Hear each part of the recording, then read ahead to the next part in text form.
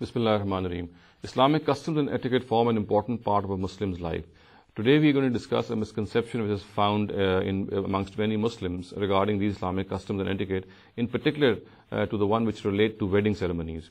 Now, one of the functions which a bridegroom throws on a wedding ceremony is called the Walimah.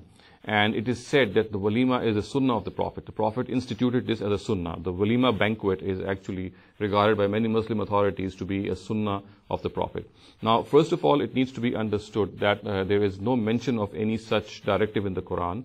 The Sunnah, if we qualify it as a practice which is distinct from Hadith, also does not have any mention of it.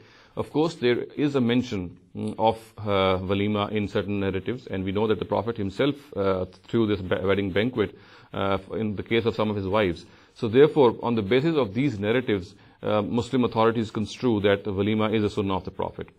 Now, it needs to be understood and appreciated at the very first step that to qualify something as a Sunnah, that particular act has to be something which in itself is religious in nature. It has to be a religious act. It cannot be a secular act.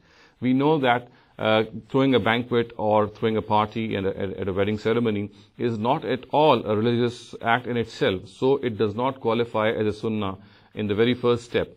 Now, of course, the question still remains that if it is not a Sunnah, then why did the Prophet tell one of his very close companions, Abdurrahman ibn Auf, when he got married, that why didn't he, for example, throw such a wedding banquet? And he is also reported to have said, "Awlim walau bishat," that you should have offered the walima even if it was on the basis of one goat. Now, we have to understand that all that the Prophet is reported to have said in various narratives does not constitute religion. There are a number of narratives in which, for example, he is talking as the head of a state, for example. He is passing certain ordinances which are temporary in nature. He is also a person who has various companions and associates to whom he gives social advice.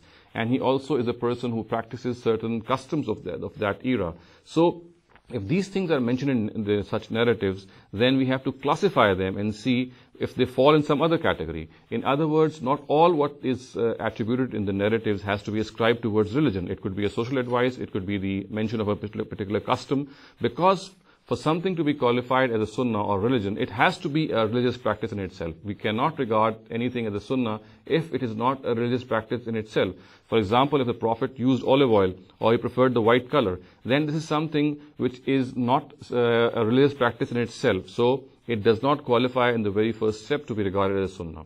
So in a nutshell, we can say that the Walimah banquet is not at all a Sunnah of the Prophet. Of course, it's a cultural thing. And as a cultural thing, the Prophet very lovingly and affectionately remarked to one of his companions that he should have given this wedding banquet. So it has to be regarded as an utterance, as a saying, which falls in the ambit of this social practice and custom, which the Prophet very lovingly and affectionately asked his companion about.